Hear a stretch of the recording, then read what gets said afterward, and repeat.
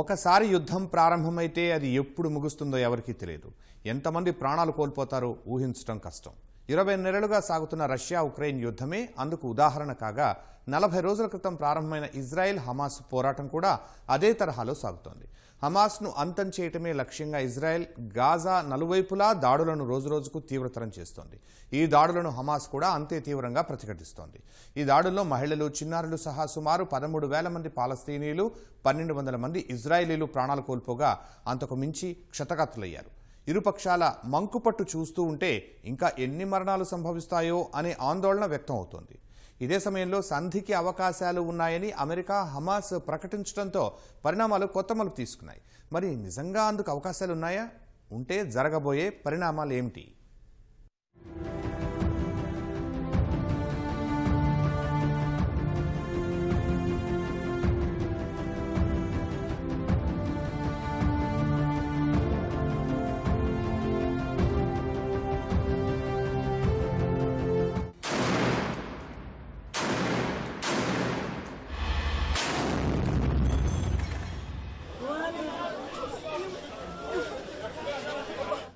మరుభూమిని తలపిస్తున్న వీధులు, గుట్టలు గుట్టలుగా శవాలు, కాళ్ళు చేతులు తెగిపడి ఆస్పత్రుల్లో క్షతగాత్రులు, ఆప్తులను కోల్పోయి ప్రజల రోదనలు, తిండి నీరు లేక ఆకలి కేకలు.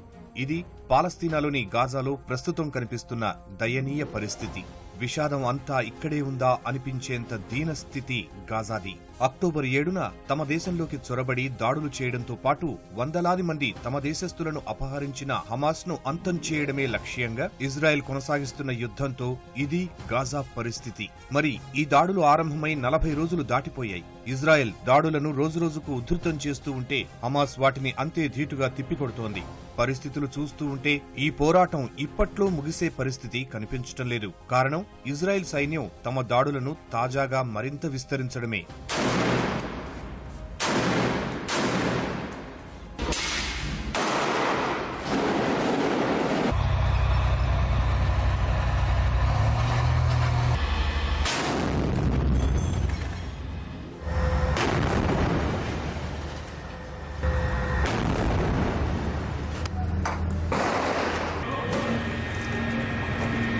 ఇజ్రాయెల్ సైన్యం ఇప్పుడు ఉత్తర గాజాలోని జబాలియాను లక్ష్యంగా చేసుకుని భీకర దాడులు చేస్తోంది. ఇక్కడ హమాస్ మిలిటెంట్లు దాక్కున్న 3 సొరంగాలపై దాడి చేశామని, రాకెట్ లాంచర్లు ధ్వంసం అయ్యాయని ఇజ్రాయెల్ సైన్యం తెలిపింది. ఇటీవల ఇక్కడ అనేక మంది మిలిటెంట్లు హతమయ్యారని వెల్లడించింది. సోమవారం జబాలియాలో ఓ ఆసుపత్రిపై దాడి చేయగా 12 మంది మరణించారు. ఇక్కడ దాడులకు సంబంధించి ఇజ్రాయెల్ సైన్యం ఓ వీడియోను విడుదల చేసింది. ఇందులో సైనికులు పహారా కాస్తున్న దృశ్యాలు, తుపాకీ శబ్దాలు వినిపించాయి.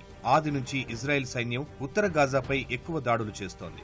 కారణం హమాస్ మిలిటెంట్లకు అది ప్రధాన స్థావరం కావడమే. అందుకే ప్రజలను దక్షిణ గాజా వైపు పారిపోవాలని సూచిస్తోంది. ప్రస్తుతం ఉత్తర గాజాలో ఎంతమంది ప్రజలు ఉన్నారన్న దానిపై స్పష్టత లేకున్నా ఐక్యరాజ్యసమితి శరణార్థి సంస్థ చెప్పిన వివరాల ప్రకారం 1,60,000 మంది ఉన్నట్లు తెలిసింది. యుద్ధం ప్రారంభమైన తరువాత ఉత్తర గాజా నుంచి 17 లక్షల మంది సురక్షిత ప్రాంతాలకు తరలి వెళ్లారు.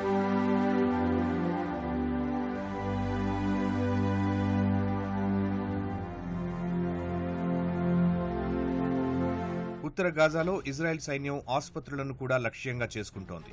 ఆసుపత్రులు సురక్షితంగా ఉంటాయనే కారణంతో ప్రజలు అక్కడ తలదాచుకుంటూ ఉండగా హమాస్ ఉగ్రవాదులు కూడా ఉన్నారని చెబుతున్న ఇజ్రాయెల్ సైన్యం వాటిపైన దాడులు చేస్తోంది. ఈ దాడుల నేపథ్యంలో సోమవారం ఉత్తర గాజాలోని ఓ ఆసుపత్రి నుంచి 200 మంది రోగులను దక్షిణ గాజాకు తరలించారు. అయితే గాయపడ్డ 500 మంది, శరణార్థులు మరో 2,000 మంది ఈ ఆసుపత్రిలో చిక్కుకుపోయారు. గాజాలోని అతిపెద్దదైన షిఫా ఆసుపత్రిలో కూడా ఇటీవల ఇదే రకమైన పరిస్థితి ఏర్పడింది. ఇక్కడి నుంచి 31 మంది శిశువులను సురక్షిత ప్రాంతానికి తరలించిన తరువాత 250 మంది రోగులు, వైద్య సిబ్బంది చిక్కుకుపోయారు. షిఫా ఆసుపత్రిలో హమాస్ మిలిటెంట్లు ఉన్నారని ఇజ్రాయెల్ సైన్యం ఆరోపిస్తూ ఉండగా వారు ఖండిస్తున్నారు. ఇక గాజాలోని క్యాన్సర్ రోగులు, కిడ్నీ డయాలసిస్ రోగులకు చికిత్సా సౌకర్యాలు అందుబాటులో లేవని ప్రపంచ ఆరోగ్య సంస్థ ప్రతినిధులు తెలిపారు.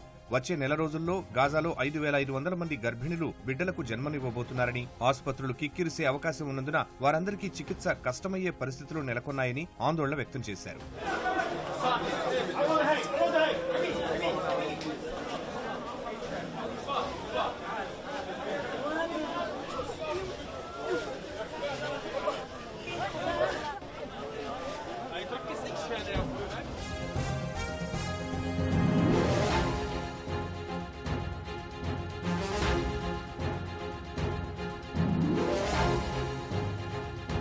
యుద్ధం ప్రారంభమైన తరువాత ఉత్తర గాజా నుంచి ఎక్కువ మంది దక్షిణ గాజాకు వెళ్లి ఐక్యరాజ్య సమితి నడుపుతున్న పాఠశాలలు శిబిరాల్లో శరణార్థులుగా తలదాచుకుంటున్నారు. అయితే అక్కడ కూడా పరిస్థితులు అత్యంత దారుణంగా ఉన్నాయి. శరణార్థి శిబిరాలు పూర్తిగా నిండిపోయాయి. అనేక మంది వీధుల్లోనే నిద్రిస్తున్నారు. దక్షిణ గాజాను చలిగాలులు వణికిస్తూ ఉండగా ఇటీవల వర్షాలు కూడా కురిశాయి. అయినా ఈ ప్రతికూల పరిస్థితుల్లోనే ప్రజలు బతుకుతున్నారు. తిండి, నీటికి గత కొన్ని వారాలుగా ఇక్కడ తీవ్రమైన కొరత ఉంది. యుద్ధం ప్రారంభమైన తరువాత ఇజ్రాయెల్ చమురు సరఫరా నిలిపివేయడంతో జనరేటర్లు నడవక అంధకారం నెలకొంది.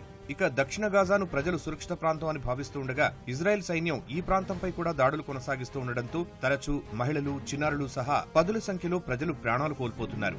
ఐక్యరాజ్య సమితి కొంచెం నార్మల్గా మాట్లాడే దేశాలు ఏవైతే ఉన్నాయో ఫస్ట్ వార్ లాగ్ సిచ్యువేషన్ మనం అవాయిడ్ చేయాలి. ఇజ్రాయెల్ అండ్ పాలస్తీన్ మధ్యలో అయితే పోర్ నడుస్తున్నదో ఆగాలి.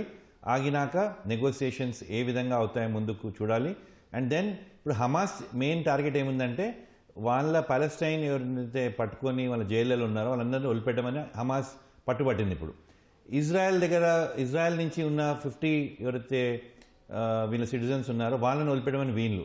ఇప్పుడు నెగోసియేషన్లో అమెరికా ఇంకా ఖతార్ చాలా పెద్ద రోల్ ప్లే చేస్తున్నాయి. ముందుకు చూడాల్సి వస్తుంది ఈ విధంగా ఎట్లా దీన్ని సాల్వ్ చేస్తారో.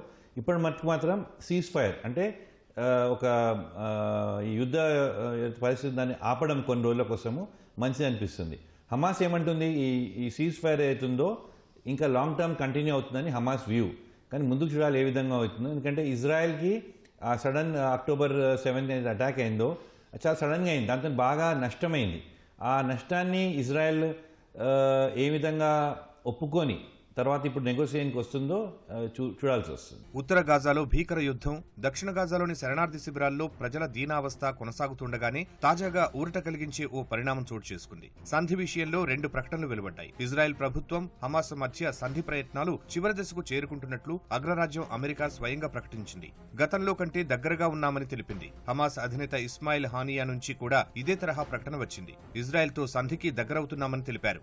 యుద్ధం ప్రారంభమైన తర్వాత చోటు చేసుకున్న కీలక సానుకూల పరిణామం ఇదే. మొత్తం గాజా స్ట్రిప్ 1 మంత్ కి పైగా కూడా కంప్లీట్ ఐసోలేషన్ లో ఇప్పటికీ కూడా ఫుడ్ గానీ, ఆయిల్ గానీ, అలాగే మెడిసిన్స్ గానీ, అలాగే ఎలక్ట్రిసిటీ గానీ కంప్లీట్ గా ఐసోలేట్ అయిపోయి కంప్లీట్ అక్యూట్ షార్టేజ్ లో ఉన్నటువంటి పరిస్థితి.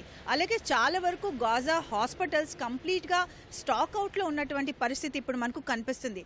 కాబట్టి ఈ ట్రూస్ డీల్ గనక సైన్ అయితే ఇటు హమాస్ కి అలాగే ఇజ్రాయెల్ కి మధ్య ఈ 3 to 5 days బ్రేక్ లభిస్తుంది. ఈ బ్రేక్ లభించిన దృష్ట్యా ఇటు ఈ గాజా స్ట్రిప్లో ఎవరైతే విమెన్ కానీ, చిల్డ్రన్ కానీ వీళ్ళందరూ కూడా చిక్కుకుపోయి ఉన్నారో వీళ్ళందరికీ కూడా బయటికి వచ్చే పరిస్థితి, సేఫ్ జోన్కు తరలి వెళ్లే పరిస్థితి కనిపిస్తుంది. హమాస్ వైపు నుంచి కూడా ఒకసారి హ్యుమానిటేరియన్ పాజ్ కనుక లభిస్తే తమ దగ్గర ఉన్నటువంటి 70 to 80 క్యాప్టివ్స్ని రిలీజ్ చేస్తామని హమాస్ వైపు నుంచి కూడా ఒక డీల్ అయితే వచ్చిన పరిస్థితి.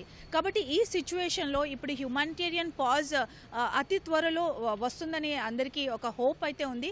ఇజ్రాయెల్ హమాస్ మధ్య యుద్ధం ప్రారంభమైన తరువాత 12,700 మంది పాలస్తీనా వాసులు ప్రాణాలు కోల్పోయారు. మరెంతో మంది గాయపడి క్షతగాతులయ్యారు. వీరికి చికిత్స అందించడానికి గాజా ఆసుపత్రుల్లో మందులు సహా సౌకర్యాలకు తీవ్రమైన కొరత ఉంది. 400 మంది ఆచూకీ తెలియడం లేదు. ఇజ్రాయెల్ వైపు 1200 మంది ప్రాణాలు కోల్పోయారు. మరోవైపు చూస్తే అక్టోబర్ 7న హమాస్ అపహరించి బందీలుగా చేసుకున్న 200 మందికి పైగా తమ దేశస్తులను విడిపించుకునే వరకు దాడులను ఆపబోమని, హమాస్ ను అంతం చేసి తీరుతామని ఇజ్రాయెల్ సైన్యం పట్టుదలతో ఉంది.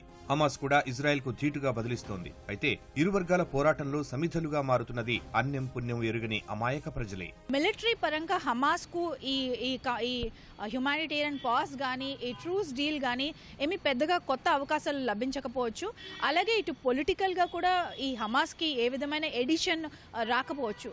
అయితే ఇటు ఇజ్రాయెల్ పరిస్థితి మనం ఒక్కసారి ఆలోచన చేస్తే ఈ 3 to 5 days బ్రేక్ ఇటు ఇజ్రాయెల్ కంప్లీట్గా తమ మిలిటరీ పరంగా మరింత వెపన్స్ కానీ, అలాగే మరింత ఎక్విప్మెంట్ కానీ, మరింత పవర్ కానీ సమకూర్చుకోవడానికి ఇజ్రాయెల్ ఈ గ్యాప్ని యూజ్ చేసుకోవచ్చు.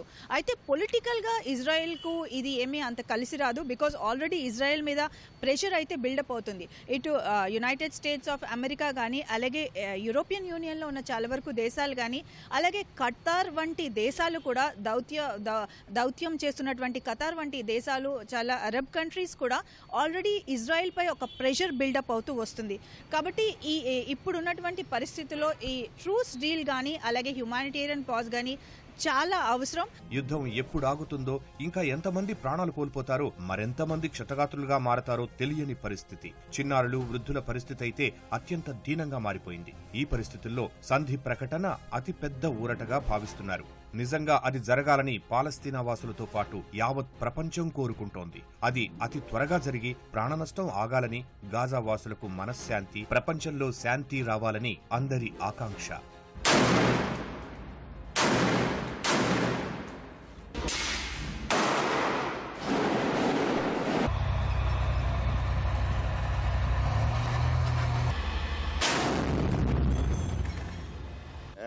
But we still very scared about our people in Gaza. Our family still in Gaza. Kids are dying there.